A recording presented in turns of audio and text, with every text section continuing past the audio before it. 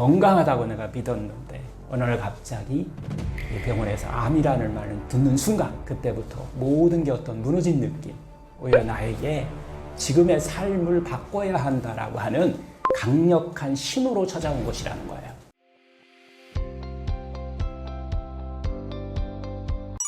자기소개 부탁드립니다. 네, 안녕하세요. 반갑습니다. 병원 없는 세상을 꿈꾸는 저는 상원장입니다. 저는 지난 한 30여 년간 수많은 환자분들과 함께 병의 어떤 원인도 찾고 근본적인 원인 찾고 뭔가 마음을 회복시키는 어떤 그런 길을 걸어왔는데요. 저는 그 과정에서 한 가지는 분명하게 깨달은 게 있습니다. 병은요, 나를 죽이기 위해서 온 것이 아니라는 겁니다.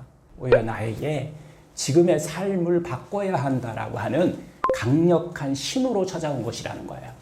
우리는 흔히 병을 재앙처럼 여기지만 그 신호를 제대로 받아들이면 병은 오히려 내 삶을 새롭게 만드는 은혜가 될 수 있다는 거예요. 오늘은 병과 마음, 그리고 음식과 어떤 생활 습관까지 우리가 일상에서 실천할 수 있는 어떤 치유의 어떤 지혜들을 하나하나 한번 나눠보려고 합니다. 어떤 분에게는 오늘 이야기가 절망 속에서 막 길을 비춰주는 하나의 등불이 될 수도 있고요. 또 어떤 분에게는 다시 건강한 삶을 향해 나가는 데 있어서 하나의 출발점이 될 수 있다고 생각되는데요. 여러분, 오늘 시간을 통해서 또 몸도 마음도 좀 가벼워지고 삶이 새롭게 열리는 경험을 한번 하셨으면 좋겠습니다. 그럼 오늘 첫 이야기부터 시작을 한번 해보시죠. 병은 나를 해치기 위해 온 것이 아닌가요? 혹시 이런 경험 있으신가요?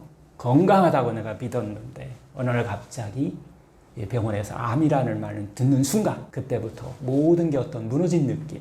그런데 저는 오늘 그 병이 자신을 해치기 위해서 온 것이 아니라 살리기 위해서 왔을 수도 있다는 이야기를 좀 하려고 합니다. 제가 진료실에서 자주 듣는 말이 있는데요.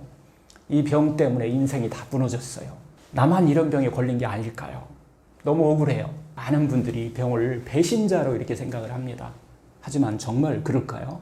병은요, 마지막 순간에 울리는 하나의 경고음입니다. 마치 자동차 계기판에 빨간 경고등이 켜지면 멈춰, 점검이 필요해 라고 말하는 몸에서 이야기한 하나의 메시지예요. 이 경고등이 만약에 없었다면 차는 갑자기 고장나서 멈춰버려 버리잖아요. 우리 몸도 마찬가지입니다.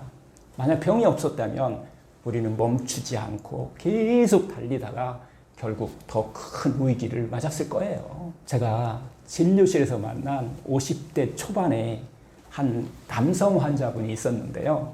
평생 가족을 위해 회사에서 밤낮 없이 일했어요. 아침은 대충 빵과 커피, 점심은 회사 구내식당에서, 또 저녁은 회식 자리에서 고기와 술, 운동 같은 것은 나중에 시간 나면 하지 하면서 계속 뒤로 미뤘습니다. 하루에 5시간밖에 못 자고 주말에도 일 생각을 놓지 못하고 이렇게 생활을 했죠. 그렇게 30년을 막 달려오던 어느 날 건강검진에서 위암 말기 진단을 받은 거예요. 진단 소식을 처음에 들었을 때 그분의 어깨가 축 처져 있었고 눈에는 왜 나야? 라는 분노와 두려움이 동시에 이렇게 서려 있었습니다. 그분이 처음 하신 말은, 원장님, 제 몸이 저를 배신했어요. 이렇게 열심히 살았는데. 하지만은 치료와 회복 과정을 함께 하면서요, 그분의 마음이 확 달라졌습니다. 그분이 말씀이, 만약 이번에 암이 발견되지 않았다면 저는 앞으로도 계속 이렇게 살았을 것이다. 그리고서 어느 날 갑자기 확 무너졌을 것이다 라는 이야기를 하셨는데요. 암이 아니었으면 멈출 이유도 없고 또 돌아볼 시간도 없었을 거예요.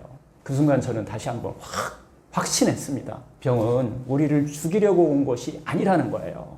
이제 멈추라고 몸에서 보내는 붉은 신호등이 켜진 것 같은 그런 역할을 하고 있다는 거예요.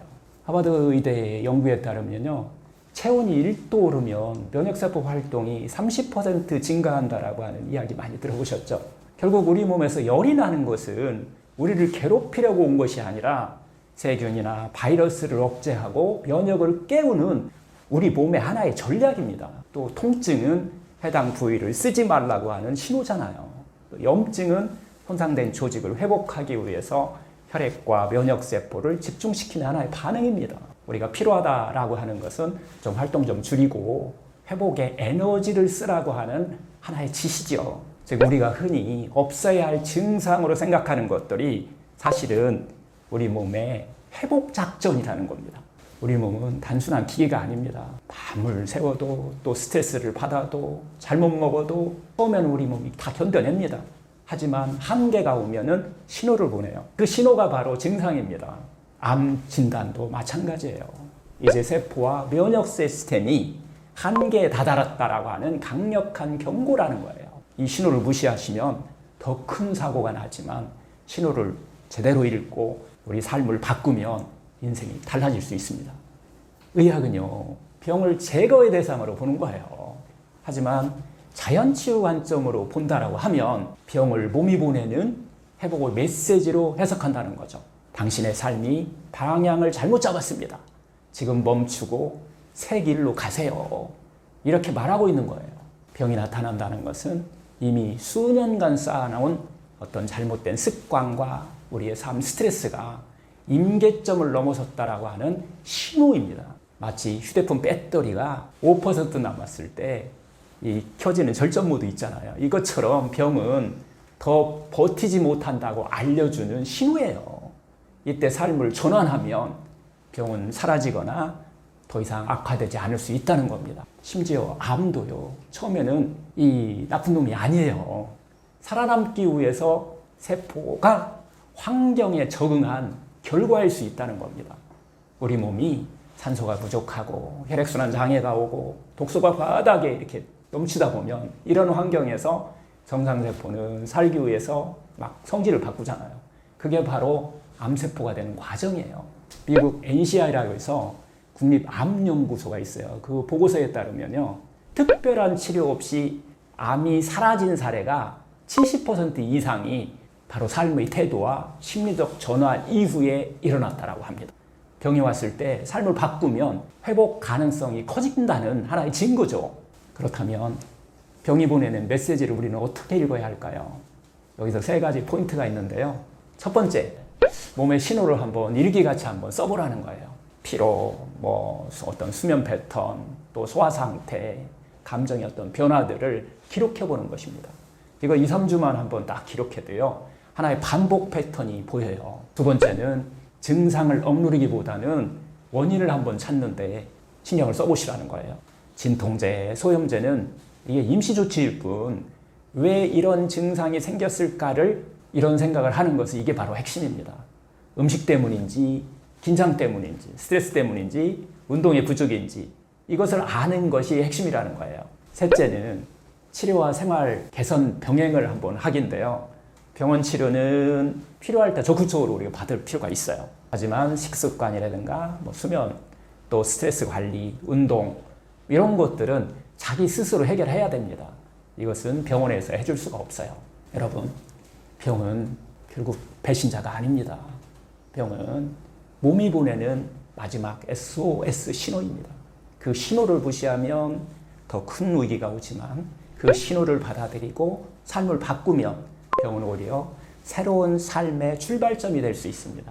병과 막 싸우는 대신 내 몸을 조금만 이해해 주세요. 분노 대신 자신에게 좀 상냥하게 대하는 방법을 한번 선택해 보세요. 왜 나한테 대신에 내 몸이 지금 나에게 전하려는 메시지는 무엇일까를 한번 물어보세요. 그 질문이 회복의 첫걸음입니다. 그 순간부터 몸의 자기 치유력은 조용하지만 강하게 깨어나기 시작합니다. 결국 병은 나를 해치기 위해서 온 것이 아니라 살리기 위해서 온 겁니다. 저는 그 길을 여러분과 함께 끝까지 한번 걸어보겠습니다. 혹시 이 영상 보시고요. 내 몸이 나에게 보내는 신호가 딱 떠올랐다면 지금부터 작은 변화 하나만 시작해 보세요. 그리고 이 자연치유 이야기를 더 듣고 싶으시다면 구독과 좋아요도 잊지 마시고요. 저와 계속 함께 해주세요.